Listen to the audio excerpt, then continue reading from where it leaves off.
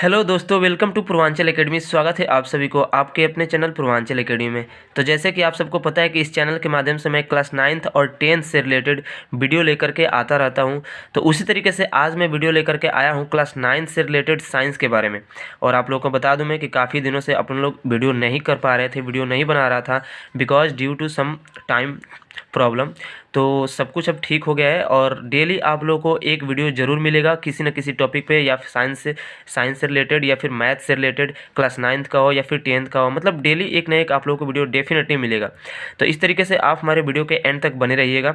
और यदि आप हमारे चैनल पर नए हैं तो प्लीज़ हमारे चैनल पर सब्सक्राइब कर लीजिएगा, ताकि इस तरीके से मैं इन फ्यूचर में इस चैनल के माध्यम से आप सबको बहुत कुछ बताने वाला हूँ जो कि आपके एग्ज़ाम से रिलेटेड या उसको अपन लोग सॉल्व करेंगे। तो आज मैं आप लोगों को बताने वाला हूँ। सबसे पहले देख लीजिएगा, पूर्वांचल एकेडमी, ये क्लास 9th का है। यहाँ पे क्लास 9 से रिलेटेड जो कि साइंस है आपका, ठीक है। और साइंस में आपका चैप्टर की बात करें तो क्लास ये देख रहे हैं 10th है, यानी चैप्टर कौन सा है, 10 है। और चैप्टर का नाम क्या है आपका, गुरुत्वाकर्षण। वेरी वेरी इंपॉर्टेंट है, this chapter is very very important, ठीक है, क्योंकि बहुत इंपॉर्टेंट होने वाला है ये चैप्टर। तो इसलिए आप हमारे वीडियो का एंड तक जरूर देखिएगा। सबसे पहले गुरुत्वाकर्षण के बारे में हम बताएंगे, गुरुत्वाकर्षण को क्या होता है, उसका डेफिनेशन के बारे में समझेंगे कि क्या होता है गुरुत्वाकर्षण। तो आइए देखते हैं। सबसे पहले यहाँ पे देख पा रहे होंगे आपकी, यहाँ पे पहले से मैं लिख चुका हूँ ताकि आप लोगों को बताने में थोड़ा आसान रहेगा, मुझे ईजी होगा। यहाँ पे है सबसे पहले गुरुत्वाकर्षण, जिसको कहते हैं इंग्लिश में कहते हैं ग्रेविटेशन। गुरुत्वाकर्षण को इंग्लिश में बोलते हैं ग्रेविटेशन। और ग्रेविटेशन का हम लोग डेफिनेशन यहाँ पे समझेंगे बहुत ही सिंपल फॉर्म में, बहुत ही सिंपल फॉर्म में, एक से दो लाइन में मैं बताने वाला हूँ, ठीक है, जो कि आपको रटने की जरूरत नहीं है, देखते ही याद हो जाएगा। मतलब सबसे पहले यहाँ पे देख पा रहे होंगे गुरुत्वाकर्षण के बारे में। तो पृथ्वी जिस बल से किसी पिंड को अपनी तरफ आकर्षित करती है तो उसे हम क्या कहते हैं, गुरुत्वाकर्षण बल या फिर गुरुत्वाकर्षण कहते हैं। बस सिंपल सा फॉर्म में, छोटे से छोटे लाइन में मैं बता दूं आपको कि पृथ्वी जिस बल से किसी पिंड को अपनी तरफ आकर्षित करती है तो उसे ही हम गुरुत्वाकर्षण बल कहें या फिर गुरुत्वाकर्षण कहें, दोनों बात बराबर है। हो गया गुरुत्वाकर्षण का डेफिनेशन। अब आगे चलते हैं। गुरुत्वाकर्षण का सार्वत्रिक नियतांक, देख पा रहे होंगे आप स्क्रीन पे कि गुरुत्वाकर्षण का सार्वत्रिक नियतांक ये क्या होता है, ठीक है। इसके बारे में मैं आपको बताऊँ यहाँ पे। तो गुरुत्वाकर्षण का सार्वत्रिक नियतांक के बारे में आप देखिए, यहाँ पे मैं यहाँ पे बता रहा हूँ आपको गुरुत्वाकर्षण का सार्वत्रिक नियतांक। तो जैसे यहाँ पे इसका भी डेफिनेशन के बारे में समझेंगे। सबसे पहले तो दो पिंडों के बीच, यहाँ पे देख पा रहे होंगे, दो पिंडों के बीच कार्य करने वाला गुरुत्वाकर्षण बल दोनों पिंडों के द्रव्यमानों के गुणनफल के समानुपाती तथा उनके बीच के दूरी के वर्ग के व्युत्क्रमानुपाती होता है। एक बार और रिपीट करते हैं। दो पिंडों के बीच कार्य करने वाला गुरुत्वाकर्षण बल दोनों पिंडों के द्रव्यमानों के गुणनफल के समानुपाती तथा उनके बीच की दूरी के वर्ग के व्युत्क्रमानुपाती होता है। अब ये क्या होता है इसको मैं बताऊंगा उदाहरण के रूप में। जैसे कि मैं यहाँ पे बता दूं, जो मैंने यहाँ पे डेफिनेशन में लिखा है ठीक उसी को यहाँ पे मैंने क्या किया है, यहाँ पे मैं आप लोगों को समझाऊंगा कि किस तरीके से ये मैंने लिखा है। मैंने बोला है ना कि दो पिंडों के बीच कार्य करने वाला गुरुत्वाकर्षण बल, दो पिंडों के बीच कार्य करने वाला गुरुत्वाकर्षण बल, जैसे ये आपका m1 हो गया और ये आपका m2 हो गया। मतलब ये दोनों पिंड है, ये m1 पिंड है और ये m2 पिंड है।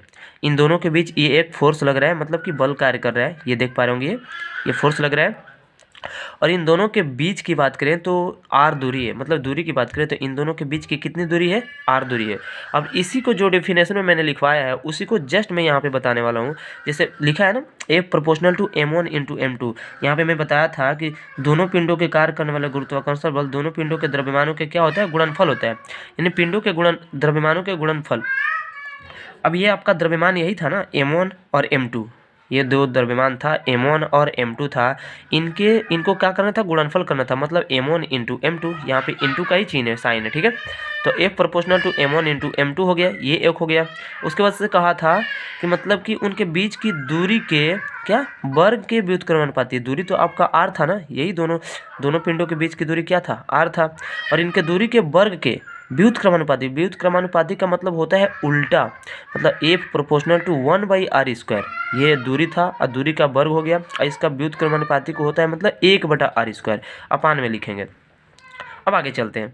इन दोनों को अगर मैं मल्टीप्लाई कराऊँ, मतलब दोनों, ये समीकरण 1 मान लेते हैं, ये समीकरण 2 मान लेते हैं, इन दोनों को अगर मैं सॉल्व करूँ तो ये आपका निकल के आएगा F proportional to m1 into m2 upon R square. ये आपका निकल के आएगा, मतलब F is equal to m1 into m2 upon में आर स्क्वायर। अगर इस नियतांक को हटाऊँ, मतलब ये प्रोपोर्शनल का साइन है जो, इस नियतांक को हटाऊँ, इसके प्रोपोर्शनल का साइन में अगर हटाऊं तो यहाँ पे एक नियतांक आएगा F बराबर जी m1 m2 upon R square. ये आप लोग को याद करके रखना है, ठीक है, कि F is equal to G m1 m2 upon में आर स्क्वायर। अब ये F क्या है? F आपका मैंने बताया था फोर्स है, जो कि क्या होता है, जिसको कहते हैं बल कहते हैं। जी का है, जी आपका गुरुत्वाकर्षण नियतांक है, गुरुत्वाकर्षण नियतांक है, ठीक है, नियतांक है। ये आपका गुरुत्वाकर्षण, जी आपका गुरुत्वाकर्षण नियतांक है। और m1 क्या है? m1 m2, अगर m1 की बात करें चाहे m2 की बात करें तो ये दोनों आपका क्या है, यानी कि द्रव्यमान है। क्या है? आपका द्रव्यमान है। और r की बात करें तो ये आपका क्या है? दूरी है। अब आगे चलते हैं, आगे देखते हैं जी के बारे में, यानी आप देख पा रहे होंगे यहाँ पे गुरुत्वाकर्षण नियतांक जी के बारे में। जी के बारे में बहुत कुछ इंपॉर्टेंट होता है जो कि पूछा जाता है, डायरेक्टली आपको एग्जाम में पूछा जाता है ऑप्शन के तौर पे, ठीक है। तो अगर बात करें यहाँ पे जी के बारे में तो देखिए, तो जी एक क्या है? अदिश राशि है, जिसको इंग्लिश में कहते हैं स्केलर क्वांटिटी, ठीक है। जी एक अदिश राशि है जिसको कहते हैं स्केलर क्वांटिटी, यानी इंग्लिश में कहें तो स्केलर क्वांटिटी, या फिर हिंदी की बात करें तो अदिश राशि है, ठीक है। इतनी सी बात पूछ सकता है कि कैपिटल जी यानी बड़ा वाला जी, कैपिटल जी कैसा राशि है? अदिश है या फिर सदिश है? तो आपको आंसर होना चाहिए कौन सा? अदिश राशि है, यानी स्केलर क्वांटिटी है। अब आते हैं जी का मान, यहाँ पे देख पा रहे होंगे जी का मान, यानी जी का वैल्यू कितना होता है। तो जी का मान होता है 6.67 इंटू 10⁻11 न्यूटन मीटर स्क्वायर पर kg स्क्वायर। कैसे पढ़ेंगे इसको? मतलब 6.67 गुणे 10⁻11 न्यूटन मीटर स्क्वायर प्रति kg स्क्वायर होता है। ये जी का वैल्यू होता है, ठीक है, याद रखिएगा हमेशा, वेरी वेरी इंपॉर्टेंट है ये जी का मान। उसके बाद आते हैं जी का मात्रक।